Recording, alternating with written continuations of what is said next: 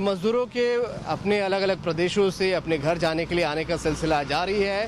महाराष्ट्र से, हैदराबाद से, देश के अलग अलग हिस्सों से मज़दूर पहुंच रहे हैं। लेकिन एक बड़ा सवाल जो उठ रहा है कि ये मज़दूर जहां पर काम करते थे वहां से आ रहे हैं, तो अब गांव में जाकर क्या काम करेंगे, ये एक बड़ा सवाल है। हम उनसे ही जानने की कोशिश करते हैं। कहाँ से आ रहे हो भाई? हम लोग तो महाराष्ट्र से आ रहे हैं सर। महाराष्ट्र से? कहाँ महाराष्ट्र में? कहाँ? थाने से। थाने से। क्या काम करते थे? मेट्रो का। मेट्रो का। कहाँ जाओगे अब? झारखंड। झारखंड में कहाँ? गढ़वा जिला। क्या काम करोगे वहाँ पर जाके? महाराष्ट्र में तो काम करते थे मेट्रो का, अब घर जाके? अभी तो हम लोग 15 दिन लॉकडाउन थी, इसका सरकारी कानून द्वारा हम लोग 15 दिन रहेंगे। उसके बाद आएंगे तो अपना ये खेती बाड़ी का जो काम है वही करेंगे। वापस नहीं लौटोगे? अभी वापस नहीं जाएंगे सर। नहीं जाओगे। आप लोग क्या करोगे, क्या सोचा है गाँव जाके? अपना काम धंधा करेंगे, क्या करेंगे? काम करेंगे अपना घर का। अपने से आ रहे हैं सर? घर का काम करेंगे। घर का काम? क्या काम घर का? खेती बाड़ी। खेती बाड़ी। हाँ। वापस नहीं जाओगे? अभी नहीं जाएंगे। वापस नहीं जाओगे? नहीं। वहाँ मेट्रो में ही करते थे? हाँ। अच्छा, आप भी क्या करते हो? हम तो अभी उधर कामे के तलाश में गए थे मुंबई, और फिर अभी गांव जाकर के बस वही घर का जो काज काम है वही गांव में। वापस मुंबई नहीं जाओगे? आप कभी भी मुंबई नहीं जाएंगे? कभी नहीं जाओगे? नहीं। तो और भी कई लोग हैं, क्यों नहीं आप? मुंबई से आ रहे हो? कहाँ से आ रहे हो? महाराष्ट्र, मुंबई। वापस कब जाओगे वहाँ? अभी नहीं जाएंगे उधर, नहीं जाएंगे। अभी नहीं जाएंगे। क्या करोगे? गांव में ही जो खेती बाड़ी अपना पेट चलाने के लिए जो भी कुछ रहेगा करेंगे।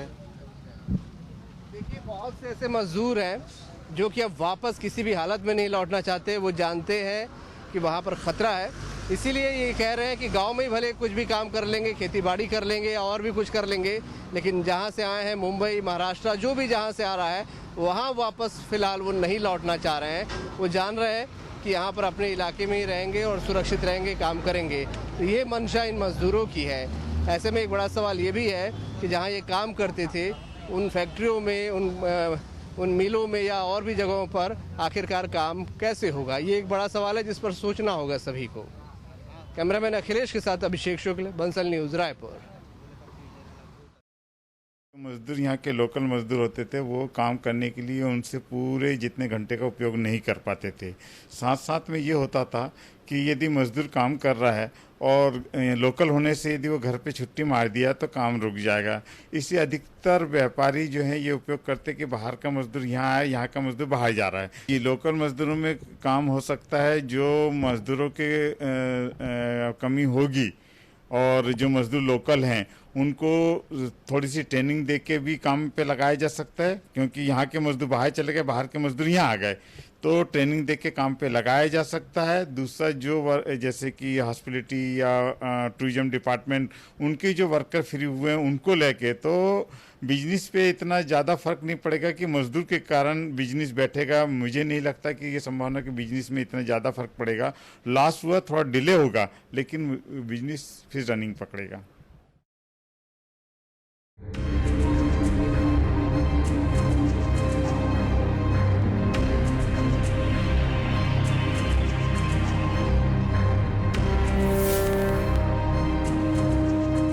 नमस्कार, स्वागत है आपका। मैं हूं अभिषेक शुक्ल। मजदूरों को ऐसा जख्म मिला है कि वापस वो अब लौटना नहीं चाहते। ये तस्वीरें आपने देखी हैं, देश भर से मजदूर लौट रहे हैं और जा रहे हैं अपने गांव की ओर, अपनी जड़ों की ओर। उनका कहना है कि वो उस जगह पर अब नहीं जाना चाहते जहां से वो आ रहे हैं। क्यों नहीं जाना चाहते? और अगर वो मजदूर नहीं गए तो जब ये उद्योग चालू होंगे तो वहाँ पर कौन काम करेगा, कैसे वो उद्योग चलेंगे, किसके भरोसे चलेंगे? क्योंकि मजदूर बाकायदा ट्रेंड होते हैं, इनको ट्रेनिंग दी जाती है कुछ खास, उसके बाद ही मजदूर वहाँ पर काम पर लगते हैं। तो ऐसे में राज्यों के सामने भी बड़ा संकट होगा रोजगार देने का, उद्योगों के सामने भी बड़ा संकट होगा कि आखिरकार इन मजदूरों को खपाया कहा जाए, कैसे काम करवाया जाए, और अगर ट्रेनिंग देनी भी शुरू की जाती है तो क्या वो गति पकड़ पाएगा? बहुत सारे सवाल हैं। खास मेहमान हमारे साथ हैं, उनसे चर्चा करेंगे। हमारे साथ सुरेंद्र शर्मा जी हैं, बहुत स्वागत आपका, कांग्रेस से हैं। श्रीचंद सुंदरानी जी हैं, भाजपा से, बहुत स्वागत आपका। सुंदरानी जी, पहला सवाल आपसे करूंगा, क्योंकि जनप्रतिनिधि भी आप हैं और एक व्यवसाय से भी आप क्योंकि जुड़े हुए हैं। ये मजदूर अगर लौटेंगे नहीं तो काम होगा कैसे? और सबसे पहली बात, ये मजदूर लौटना क्यों नहीं चाहते? जब हमने इन मजदूरों से बात की तो बहुत से मजदूर अपने उद्योगपति मालिकों से नाराज भी थे कि संकट के समय उन्होंने हाथ खींच लिया। देखिए, कहीं कहीं बहुत अमानवीयता का व्यवहार मजदूरों के साथ हुआ।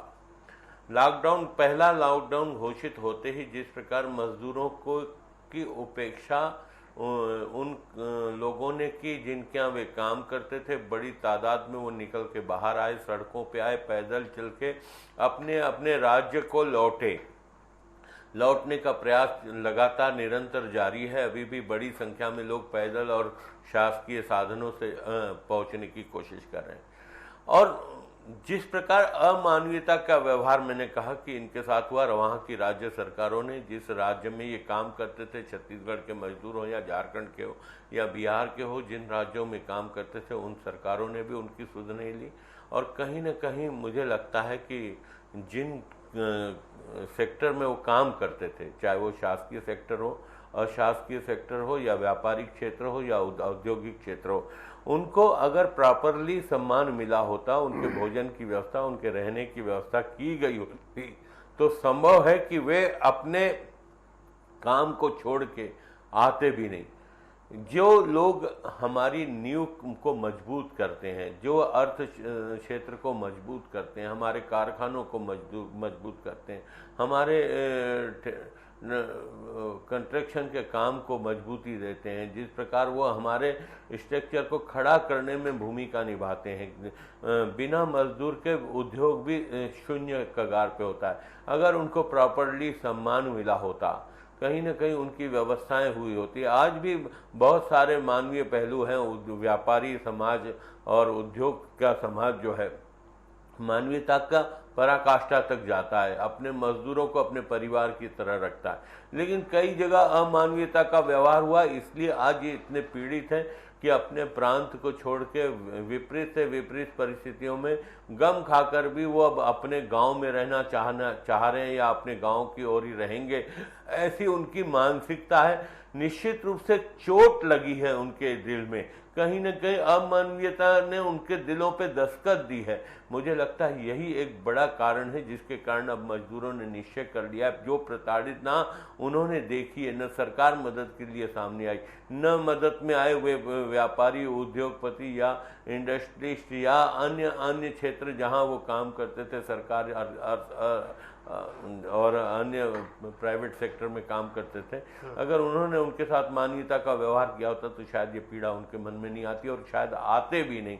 और इस संकट की घड़ी में उनके साथ खड़े रहना चाहिए था। जिन मजदूरों के कारण वे सब स्थापित हुए हैं, उद्योग स्थापित हुए हैं, चाहे मेट्रो का काम हो या अन्य शासकीय बिल्डिंगों का काम हो, हाउसिंग का काम, ये बड़ा अहम फैक्टर है वाकई में जो आपने कहा कि मजदूर जहां काम करते थे वहां पर उनका ध्यान नहीं रखा गया, इसीलिए मजबूरी में तमाम जो इंतजामात थे खाने पीने के भी वहां पर हो गए थे, उसके बावजूद इतना बड़ा रिस्क उन्होंने लिया कि कई मजदूरों की मौत हो गई। छोटे छोटे बच्चों के साथ पैदल तक वो चलकर आ रहे हैं। सुरेंद्र जी, क्या इसका समाधान होगा? मजदूर वापस जाना नहीं चाहते, उद्योग धंधे अब फिर से खुलने वाले हैं आने वाले समय में, कैसे काम होगा? अभिषेक जी, गोस्वामी तुलसीदास जी ने लिखा है, धीरज धर्म मित्र और नारी आपद काल पर किए जारी। ये कोरोना की वैश्विक महामारी है, इससे जो प्रवासी मजदूर हैं, जो दूर दराज में जाकर के काम करते हैं, ऐसे लोगों को एक अपने आप को परखने का समय आया कि अगर हम परदेश में हैं, अपनी जड़ जमीन से, मातृभूमि से, अपनी जन्मभूमि से, अपने गांव से अलग हैं, तो ऐसी स्थिति में हमारे साथ क्या हो सकता है। और कुल मिला के अगर देखा जाए तो उनका ये अनुभव रहा है कि ऐसी परिस्थिति में हमारे साथ ठीक ठाक, उस बात को सोनानी जी ने भी कहा कि हमारा ठीक ठाक यहाँ भविष्य नहीं है, हम यहाँ सुरक्षित नहीं हैं। जब तक हमारे पास, जब तक मिल मालिक के पास या ठेकेदार के पास काम है तब तो हमारी ज़रूरत है, और जब ठेकेदार के पास काम नहीं है तो हमारी ज़रूरत नहीं है। ऐसी परिस्थितियाँ जब उनको समझ में आ गई तब उन्होंने अपनी जड़ों की ओर लौटना, अपने गाँव को लौटना चालू किया। लगातार हम लोग कई हृदय विदारक दृश्य देख रहे हैं, हजारों हजार लोग पैदल जा रहे हैं, गाड़ियों में जा रहे हैं, एक भयंकर विभीषिका है। और इस पर मैं किसके बारे में क्या कहूँ, किसके बारे में क्या कहूँ, मगर मैं एक बात जरूर कहता हूँ, मैं सकारात्मक दृष्टिकोण वाला व्यक्ति हूँ। मेरा मानना यह है कि जब लोग गांव में लौटेंगे तो इसमें लौटने वाले श्रमिक अभिषेक जी 3 तरह के हैं। एक तो है अकुशल, एक है कुशल और एक है विशेष रूप से कुशल। विशेष रूप से कुशल जो कई साल मुंबई में जाके, कलकत्ता में जाके, हैदराबाद में जाके उन्होंने किसी कार्य विशेष में विशेष कुशलता हासिल की है, तो वो तो देर सवेर वापस जाएंगे मेरा मानना है। जो अकुशल लोग हैं उनको हम इससे मैं एक बात देखता हूं कि आपको स्मरण दिलाना चाहता हूं, आज से कुछ साल पहले तक जब हमारे मजदूर प्रवास नहीं करते थे गर्मी के दिनों में या धान की फसल के बाद, तो हमारे गांव में 12मासी फसल हुआ करता था। रबी फसल में हम लोग चना है, मसूर है, तीवरा है, अलसी है, अंडी है, इन सारे चीज़ों को उत्पादन किया करते थे और गांव खुद मुख्तार हुआ करता था। जब मजदूर जो हैं अपने गांव में काम करने की मनसा बनाएंगे, अपने गांव में रहने की मनसा बनाएंगे और वहीं अपने आप को समृद्ध बनाने की जब चेष्टा करेंगे, उस तरह का संकल्प लेंगे और उसमें जब सरकार सहायता देगी, तो मेरा मानना ये है कि ये कोरोना जो है आपको सकारात्मक परिणति भी दे सकता है।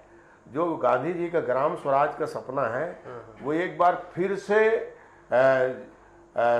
हकीकत में बदलने की स्थिति निर्मित हो सकती है। हालांकि आधुनिक युग में एक चीज समझ लीजिए, हमारे पूरे परिवेश में बड़ा परिवर्तन आ गया है। आज तो बड़े बड़े उद्योगपति इस बात को तय करते हैं कि भाई हम कान किससे खुजाएंगे, हम दांत किससे खोदेंगे, हमारे बच्चे कौन सा लेस खाएंगे, चिप्स खाएंगे कि कैडबरीज खाएंगे, ये सब ये विज्ञापन तय करने लगे हैं, बड़े बड़े कारपोरेट तय करने लगे हैं।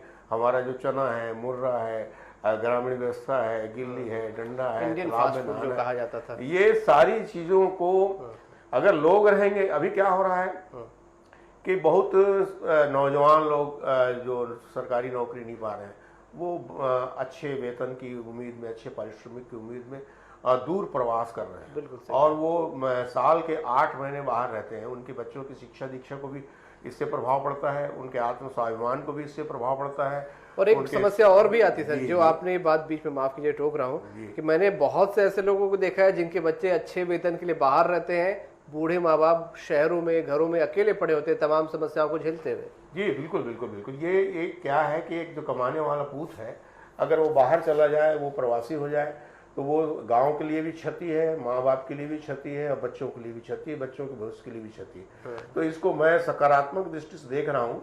अगर वो नहीं जाना चाहते हैं तो हमारी सरकार इस बात का प्रयास करेगी कि उनको गांव में ही काम मिले और फिर से हम अपने ग्रामीण क्षेत्र के जो कुटीर उद्योग हैं, जिस तरह से हम तरह तरह के रस्सी का उत्पादन हमारे यहाँ हुआ करता था, जूतों का उत्पादन हमारे यहाँ हुआ करता था, चना मुर्रा का उत्पादन हुआ करता था, मिट्टी के बर्तन हैं, मिट्टी के दिए हैं, मिट्टी की सारी चीज़ें हैं, उनका उत्पादन हुआ करता था। गांव के लोहार जो है लोहे के सामान बनाया करते थे। ये सारी चीज़ें हुआ करती थी हमारे पास। हमारा जो अतीत है बड़ा समृद्ध है। भारत कभी विश्व गुरु था, इस बात को मानते थे। और मेरा तो मानना ये है कि अभी तो देख करके बड़ा दिल दहल जाता है, मगर मैं इसमें अच्छे भविष्य की उम्मीद करता हूँ।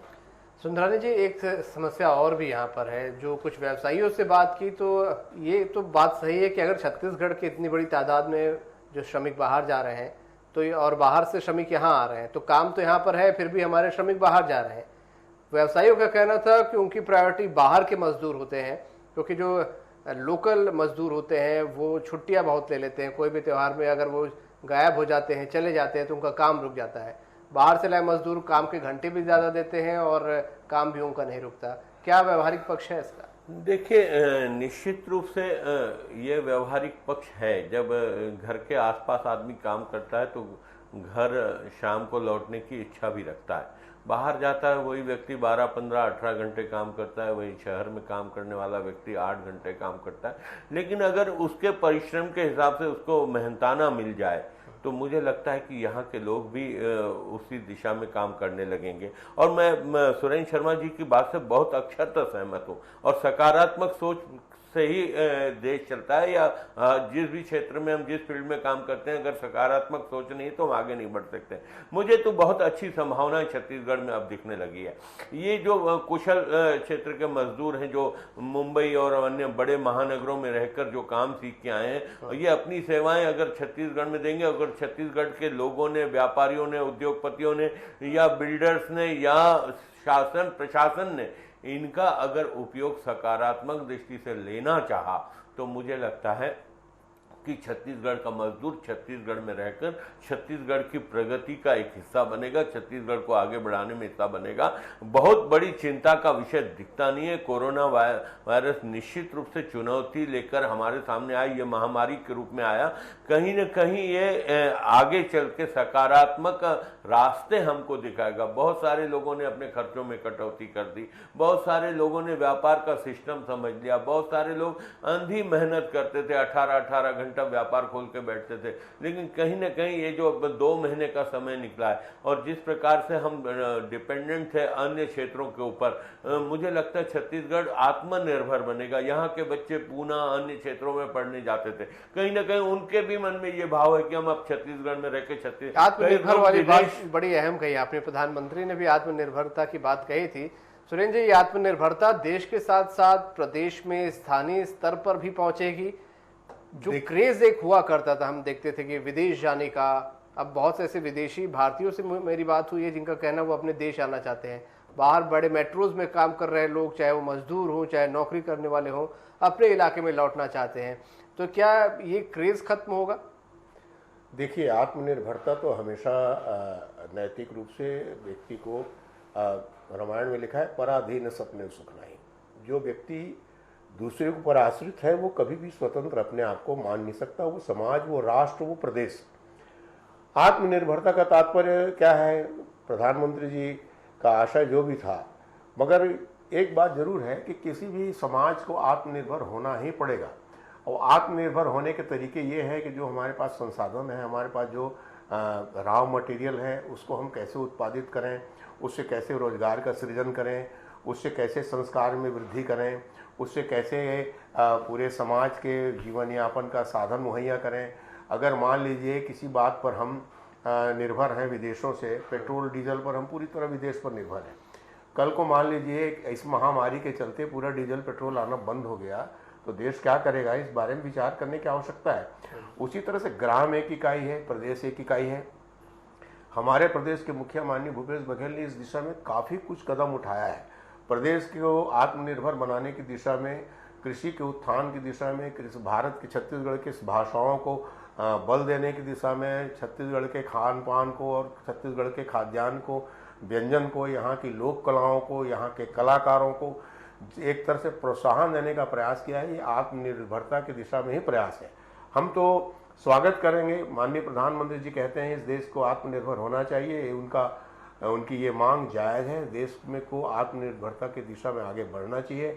छत्तीसगढ़ इस राज्य इस दिशा में कदम आगे बढ़ा चुका है और उसके लिए सीधी सीधी बात यह है कि हमको अपने बुद्धि पर विश्वास होना चाहिए, हमको अपने परिश्रम पर विश्वास होना चाहिए, हमको अपने आसपास के लोग जो हैं उनके सहयोग पर विश्वास होना चाहिए। और अगर हम लोग सब लोग मिलजुल करके चलेंगे तो बड़ी बड़ी मुसीबतों का सामना भारत ने पहले भी किया है। भारत आने वाले समय में, ये तो मेरा मानना तो ये है अभिषेक जी कि कोरोना के बाद आपको दुनिया बहुत बदली हुई नजर आएगी। और मैं उम्मीद करता हूँ, मैं ईश्वर से प्रार्थना करता हूँ कि मेरा छत्तीसगढ़, मेरा देश इस कोरोना के बाद एक ऐसे स्वरूप में बदल के आए कि हम एक दूसरे के साथ दुख भी बांटें, सुख भी बांटें, रोटी भी बांटें, काम भी बांटें और हम सब मिलजुल करके अपने प्रदेश को मजबूत करें, अपने देश को मजबूत करें, अपने समाज को मजबूत करें, हमारे बीच के आपसी भाईचारा और प्रेम मोहब्बत को मजबूत करें। तो मैं सोचता हूँ कि इस कोरोना का एक चीज समझ लीजिए, 1 साल, 1.5 साल, 2 साल जब भी लगेगा, जब तक इसका टीका नहीं आ जाएगा, जब तक इसका वैक्सीन नहीं आ जाएगा, तब तक हमको ऐसे ही जीना है। और इस जीने के साथ दुनिया तो रुकनी नहीं है, आगे बढ़ने की प्रक्रिया जारी रहेगी। तो इसके लिए कुछ न कुछ विकल्प ढूंढना होगा और आत्मनिर्भरता इसके लिए एक सशक्त मंत्र हो सकता है। सुंदरानी जी, क्रेज की जो मैंने बात की थी विदेश की या बड़े शहरों जाने की, क्या मजदूर क्रेज की वजह से जाते हैं? जाहिर सी बात है क्रेज की वजह से नहीं लगता जाते हैं, रोजी रोटी के लिए जाते होंगे।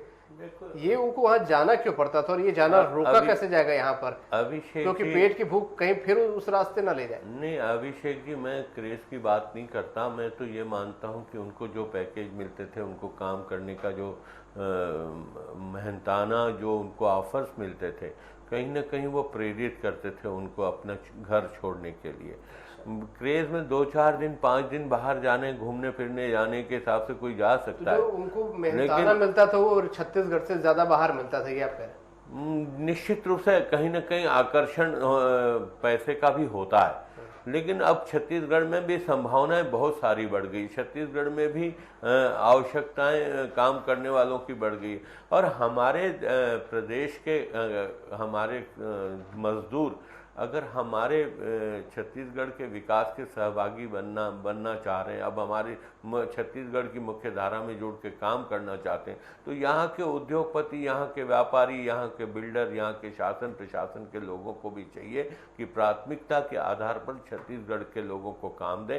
छत्तीसगढ़ अपने पैरों पे खड़ा हो, छत्तीसगढ़ का मजदूर बाहर जाके काम करे, ये नहीं होना चाहिए। यहाँ के लोग यहीं पे काम करें, अच्छे से काम करें और उन मजदूरों को भी जिस प्रकार बाहर जाके काम करते थे वैसे ही छत्तीसगढ़ के उत्थान के लिए काम करना चाहिए। मेरा ऐसा मानना है। मुझे लगता है हर क्षेत्र में, सिर्फ मजदूर के मामले में नहीं, मुझे लगता है ऐसे विद्यार्थी जो बाहर जाके पढ़ते थे वो भी अब छत्तीसगढ़ में पढ़ना चाहेंगे। जो त्रासदियां इन दिनों लोगों ने देखी है, बाहर जाने के दुष्परिणाम देखें, मुझे लगता है कि अब अपने अपने प्रांत को अपने अपने पैरों पर आत्मनिर्भर होना पड़ेगा, खड़े होना पड़ेगा। उस दिशा में कदम बढ़ चुके हैं। अब सरकारों चाहे न चाहे भी अपने प्रदेश के मजदूरों को संभालना पड़ेगा। सरकारों को संभालना पड़ेगा अपने मजदूरों को। सुरेंद्र जी, जो आपने कहा कि खेती बाड़ी जो पहले हुआ करती थी, 12 महीने फसल हुआ करती थी, उसकी ओर लोग ध्यान देंगे, लेकिन जो उद्योग धंधे ऑलरेडी चल रहे हैं वो तो बंद नहीं हो सकते, उनको तो मजदूरों की जरूरत होगी। क्या ऐसे में इन मजदूरों को ट्रेंड करना पड़ेगा, छत्तीसगढ़ के मजदूरों को, या आप बोल रहे हैं कि जैसा कि बहुत जो ज़्यादा कुशल मजदूर हैं वो फिर से लौट जाएंगे? नहीं, जो बहुत ज़्यादा कुशल हैं उनके जो कंपनी वाले हैं वो तो ढूंढ के ले जाएंगे और उनके सामने अच्छा प्रस्ताव दे करके वो ले जाएंगे। पर मजदूर बड़े खार खाए सुरेंद्र जी, वो बड़े तकलीफ के बाद वापस लौट रहे थे। नहीं, उसमें देखिए वो एक बात तो आती है, जो बेहतर भविष्य की जो मांग है वो लोगों को बड़े दूर दूर तक, यहाँ के लोग अमेरिका में जाकर काम कर रहे हैं, इंग्लैंड में जाकर काम कर रहे हैं, तो ऐसे अगर प्रस्ताव उनको मिलेंगे और जैसे मान लीजिए वो या तो हो सकता है वो लौट भी ना रहे हों, ऐसा भी हो सकता है कि किसी संस्था के जो प्रमुख की पोस्ट में है उन लोग, उसको चलाने वाले लोग हैं, वो लौट भी नहीं रहे हैं। बाकी हमारे छत्तीसगढ़ में देखिए इतने तादाद में सीमेंट के उद्योग हैं, इतने तादाद में आयरन के उद्योग हैं, इतने तादाद में और बहुत सारे उद्योग खुलने की संभावना है। हमारे यहाँ पर्यटन की बहुत प्रचुर संभावना है। इसके अलावा एग्रीकल्चर इंडस्ट्री के संबंध में भी या हर्बल इंडस्ट्री के संबंध में भी, जिसके पूरे विश्व में मांग है। हमारे वनौषधि जो है, वनौषधियों के प्रसंस्करण का जो है, फलों का प्रसंस्करण का समय है, या फिर टमाटर की, सब्जी की, इनको प्रिजर्वेशन करने का, इनको सप्लाई करने का है। हमारे कुछ इलाके में लोग बहुत अच्छा कोसा का उत्पादन करते हैं, हमारे इलाके में कुछ लोग खादी का बहुत अच्छा उत्पादन करते हैं। उनके ये जो अभी तो फूड इंडस्ट्री नहीं, उनकी ये जो कुशलता है, इसको अब सुनियोजित करके, जो आपने जैसे कहा कि जिन लोगों को ट्रेंड नहीं है उनको उसकी ट्रेनिंग देनी चाहिए, और इसके अलावा बड़ी बड़ी इकाइयों को स्थापित करने के बजाय ग्रामीण क्षेत्रों में उनको अलग अलग काम दिया जाए और उनको एक जगह इकट्ठा करके फिर उसको असेंबल करने की कोई व्यवस्था हो। ऐसे में क्या होगा कि एक बड़े उद्योग लगाने की जरूरत नहीं है, बड़े चिमनी की जरूरत नहीं है, बड़े छोटे उद्योग लगाए जा सकते हैं। और अभी देखिए प्रधानमंत्री जी का भी जो कल का संबोधन था उसमें कुटीर उद्योग, लघु उद्योग, ये सारी चीजों को करके इस विकल्प को ढूंढा जा सकता है। और मेरी जानकारी के हिसाब से मेरी सरकार, छत्तीसगढ़ की सरकार, इन सब विषयों में, इन सब दिशा में न सिर्फ सोच रही है बल्कि काम करना शुरू कर चुकी है। और बहुत अहम बात आपने कही, सुनियोजित तरीके से आगे बढ़ना होगा तो इन मजदूरों को भी ट्रेनिंग दी जा सकती है। बहुत शुक्रिया आप सभी के इस चर्चा में शामिल होने के लिए। बड़ी सकारात्मक चर्चा रही और ये बहुत ज़रूरी भी थी, क्योंकि मजदूर जो जख्म खाकर लौट रहा है वापस जाना नहीं चाहता, तो ऐसे में विकल्प क्या होगा? विकल्प शायद यही होगा जो हमारे मेहमान बता रहे थे कि एक सुनियोजित तरीके से उनको ट्रेंड भी किया जा सकता है। जो पहले काम करते रहे, पहले समृद्ध भारत की जो हम बात करते हैं, गांव में रहकर काम करते रहे, महात्मा गांधी का जो ग्राम स्वराज की बात थी, उस तरीके से आगे बढ़ा जा सकता है। मजदूर वहां काम कर सकते हैं, ट्रेनिंग दी जा सकती है उद्योगों में, अपना घर उनको छोड़ना ना पड़े, ऐसी ट्रेनिंग उनको दी जा सकती है जिससे वो अपने प्रदेश में भी भावनात्मक रूप से जुड़े रहें और उनकी रोजी रोटी भी चलती रहे, वो भी तरक्की करें, प्रदेश भी तरक्की करे। ये बड़ा अहम और बड़ा आवश्यक भी है। आज का मुद्दा में इतने। नमस्कार।